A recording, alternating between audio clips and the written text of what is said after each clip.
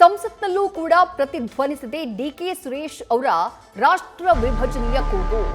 ಸಂಸದ ಡಿಕೆ ಸುರೇಶ್ ಕ್ಷಮೆ ಕೇಳಬೇಕು ಅಂತ ಹೇಳಿ ಬಿಜೆಪಿ ಸದಸ್ಯರು ಪಟ್ಟನ್ನ ಹಿಡಿದಿದ್ದಾರೆ. ಕೇಂದ್ರ ಸಚಿವ ಪಿಯೂಷ್ ಗೋಯಲ್ ಡಿಕೆ ಸುರೇಶ್ ಅವರ ಕ್ಷಮೆಗೆ ಆಗ್ರಹವನ್ನ ಮಾಡಿದ್ದಾರೆ. ಡಿಕೆ ಸುರೇಶ್ ಹೇಳಿಕೆಯಿಂದ ಕಾಂಗ್ರೆಸ್ಸಿಗರು ಕೂಡ ಅಂತರವನ್ನ ಕಾಯ್ದುಕೊಳ್ತಿದ್ದಾರೆ. ಯಾರೇ ದೇಶ ಇಬ್ಬಾಗಿಸುವ ಹೇಳಿಕೆಯನ್ನ ನೀಡಿದ್ರು ಅದನ್ನ ಒಪ್ಪೋಕ್ ಸಾಧ್ಯ ಇಲ್ಲ. ನೇರ ಅಂತರವನ್ನ ಕಾಯ್ದುಕೊಂಡಿದ್ದಾರೆ ಎಐಸಿಸಿ ಅಧ್ಯಕ್ಷ ಮಲ್ಲಿಕಾರ್ಜುನ ಖರ್ಗೆ. ಹಕ್ಕುಚ್ಯುತಿಯಾಗಿದ್ರೆ ಹಕ್ಕುಚ್ಯುತಿ ಮಂಡಿಸ್ಲಿ ಅಂತ ಹೇಳಿ ಈ ಸಂದರ್ಭದಲ್ಲಿ ಮಲ್ಲಿಕಾರ್ಜುನ ಖರ್ಗೆ ಕೂಡ ಹೇಳಿಕೆಯನ್ನ ಕೊಟ್ಟರು.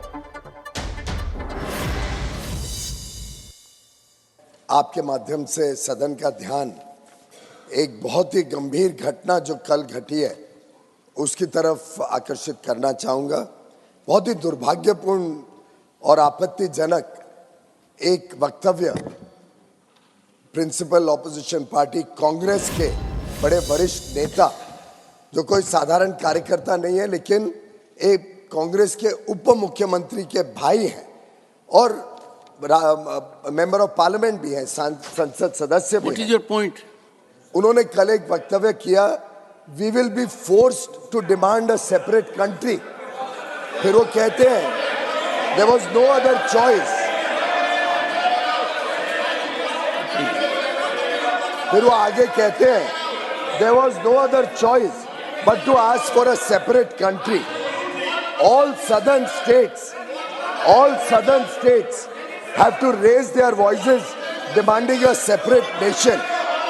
माननीय अध्यक्ष जी, ये कांग्रेस की जो विभाजनकारी सोच है, जिस प्रकार से शुरू से इतिहास में हमने कांग्रेस का व्यवहार, उनका काम करने की पद्धति और देश को बांटने का काम कांग्रेस ने समय समय पे किया, ये इसका एक और उदाहरण है।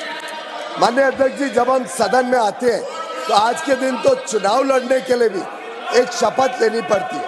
कॉन्स्टिट्यूशन ऑफ इंडिया भी कहती है कि जब हम सदन के सदस्य बनते हैं तो हम शपथ लेते हैं। आई solemnly affirm और I swear in the name of God that I will bear true faith and allegiance to the Constitution of India as by law established, that I will uphold the sovereignty and integrity of India and faithfully discharge the duty upon which I am trained। माननीय अध्यक्ष जी, आप ये छोटी मोटी घटना के रूप में हम इसको नजरअंदाज नहीं कर सकते। मैं समझता हूँ ये देश को बांटने की सोच है। जिस प्रकार से देश के संविधान के ऊपर ये आहत है, देश के संविधान। ಇದು ಕೇಂದ್ರ ಸಚಿವರಾಗಿರುವಂತಹ ಪಿಯೂಷ್ ಗೋಯಲ್ ಅವರು ಮಾಡಿದಂತಹ ಆಗ್ರಹ. ಡಿಕೆ ಸುರೇಶ್ ದೇಶ ವಿಭಜನೆಯ ಮಾತುಗಳನ್ನ ಆಡಿದ್ದಾರೆ. ಇದು ದೇಶಕ್ಕೆ ಒಂದು ರೀತಿಯಾದಂತಹ ಆತಂಕಕಾರಿ ಹೇಳಿಕೆ, ಸಂವಿಧಾನದ ವಿರುದ್ಧವಾದಂತಹ ಹೇಳಿಕೆ. ಹಾಗಾಗಿ ಸಂಸದ ಡಿಕೆ ಸುರೇಶ್ ಕ್ಷಮೆ ಯಾಚನೆಯನ್ನ ಮಾಡಬೇಕು ಅನ್ನುವಂತಹ ಆಗ್ರಹವನ್ನ ಪಿಯೂಷ್ ಗೋಯಲ್ ಮಾಡಿದ್ರು. ಈ ಸಂದರ್ಭದಲ್ಲಿ ಎಐಸಿಸಿ ಅಧ್ಯಕ್ಷರಾಗಿರುವಂತಹ ಮಲ್ಲಿಕಾರ್ಜುನ ಖರ್ಗೆ ಡಿಕೆ ಸುರೇಶ್ ಅವರ ಹೇಳಿಕೆಗೆ ಸಂಬಂಧಪಟ್ಟ ಹಾಗೆ ಸದನದಲ್ಲಿ ಏನ್ ಹೇಳಿದ್ರು ಬನ್ನಿ ನೋಡೋಣ. तो मैं दो ही शब्द बोला कि एक तो सदस्य नहीं है, दूसरा उन्होंने, मैं सुना कि आज के टीवी में कि उन्होंने कहा मैं ये नहीं किया हूं।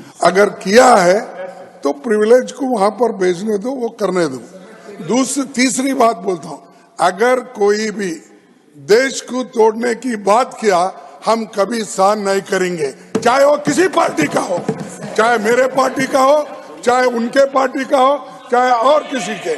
इस देश को एकता रखने के लिए कोई कहे या नहीं कहे, मैं खुद मल्लिकार्जुन खड़गे होके कहूंगा, कन्याकुमारी से लेकर कश्मीर तक हम एक हैं, एक रहेंगे, एक देश रहेंगे। इसीलिए इंदिरा गांधी अपनी जान दी और राहुल गांधी जी अपना जान, सॉरी राजीव गांधी जी, सॉरी बोला, sorry, I am sorry, can withdraw it.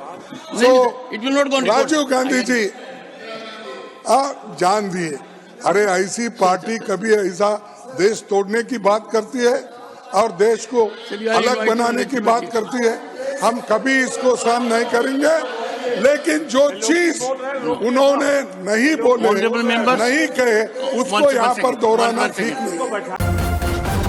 News first, निर्भीतिಯಿಂದ ನಿಮ್ಮ ಪರವಾಗಿ।